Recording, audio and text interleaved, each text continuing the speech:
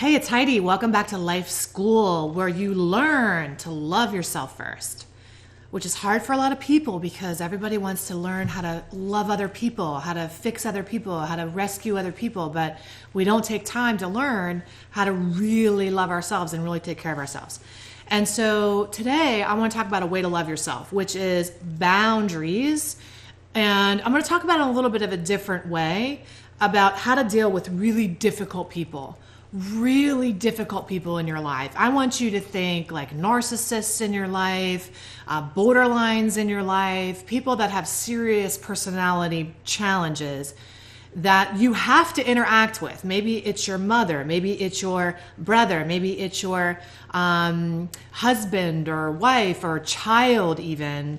And so it's not like you can just be like, well, it's a girl, set a boundary and just be like, see ya, wouldn't want to be ya. Okay, well, that's not reality, because you and I both know you're not going anywhere, and you need to learn how to deal with this person in a way that feels good for you and is sustainable. Okay, so here's the analogy I'm going to give you, because I believe analogies really help set us free, because we can think about it in a way we haven't thought about it before, and then it clicks. So I live in South Florida. South Florida is known for hurricanes. There's a hurricane season that comes. Whether or not I want the hurricane season to come, whether or not I pray that the hurricane season isn't that bad, or that I can approach it many ways. I could be pissed that I live in hurricane season. I choose to live in Florida, right? Being in Florida outweighs the hurricane for me, right? Living here all year long, putting up with hurricane season is worth it for me, right?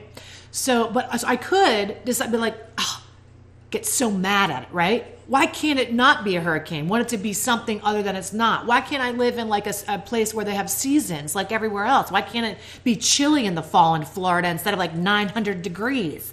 I could like be like, stay in my righteousness, like this sucks that it has to be this way. But the reality is, I do live in hurricane season, and we do need to prepare. So every hurricane season goes the same routine. My husband, God love him, puts on a little flashlight on his head, and he goes out after he's a long day of working with people, and he goes up and climbs up the ladder and puts up the shutters, and we have to go to Costco, we have to get the water and deal with all the other people that are like, oh, it's the end of the world, get all the bread, it's just like psychotic, and I hate it, and it's annoying, but we do it. And then we like stock up on batteries, and then we make sure, and then you deal with the people that are like freaking out about the hurricane, like, oh my God, it's going to take our lives. And you're like trying to stay calm and cool. I mean, it's like annoying. Okay. But I could say, screw it. I could be living righteousness. I'm not going to prepare for hurricane season because it sucks. We shouldn't have hurricanes. I'm doing nothing. Right. And I don't prepare my house. And guess what happens?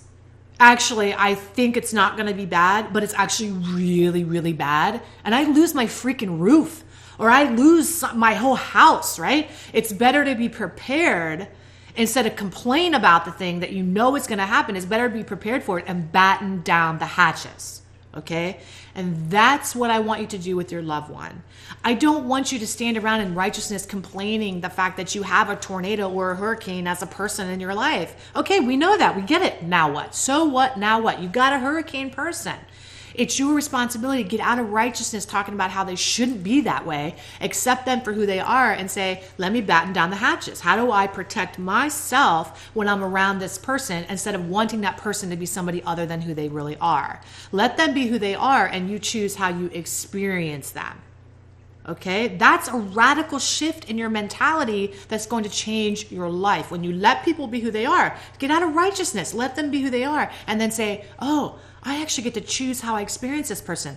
Some people don't like hurricanes. Some people don't want to be in hurricanes. So guess what they do? They freaking move, right? They're like, I'm out of here, man. I'm going to go to Pennsylvania. I'm going to like get a cabin in the woods. And they're like, screw this place, right? Other people are like, enjoy hurricanes. And they're like, wee, it's great. Other people hate them, but they sacrifice because they want to live where they live.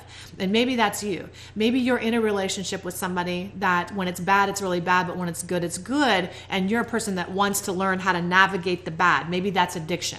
Maybe you have an addicted loved one. Maybe you have somebody with a personality disorder. But I'm going to tell you what, do not stay in this relationship banking on the fact that somebody's going to change. They are not going to change. They are going to be the hurricane that they are. It's just, is it a Cat 5 or 1? Okay? Is it a full level shake your roof hurricane, or is it like the wind's blowing a little bit? I'm going to tell you, you can't change the hurricanes, all right? But you can change how you experience them. How do you batten down your hatches? What do you do to protect yourself from the storm that you know is coming? How do you take cover? What do you do to take cover? What do you do to seal up your windows? You know, does that mean that you set a boundary? Does that mean that you are not available whenever they're cycling through their addiction, or whenever they're cycling in their mental illness, or whatever happens to be? I want to know, what do you do to protect yourself? If you don't know, then you need to get your behind to one of my boundary workshops, where I can start to teach you how to do some of these things so that you're more equipped, right? But first you have to know what you're dealing with. I find that people actually don't need the tools so much as they need the radical acceptance that that's what they actually have. I'm sorry if that cuckoo clock's annoying you, but it's worth it to me. Again, it's like, I like the cuckoo clock, but there it goes. Okay. So the point is that you it's not so much that you need the tools. I can give you the tools. I can give you the language. I can give you the strategies. Sign up for a boundary workshop. No problem. We'll hammer that out in an hour. It's not the problem. The problem is accepting that you actually live in hurricanes.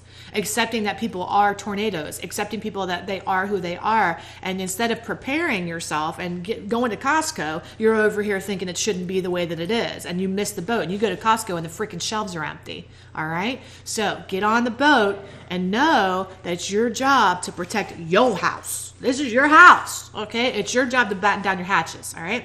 I love you. If you want to learn more, go over to lovecoachheidi.com, sign up to get into the inner circle. Also sign up for a workshop that we're doing. You know, we're doing them every single month. So be in on that. All right. I love you. I'll see you very soon. Take excellent care of yourself. Okay. Bye-bye.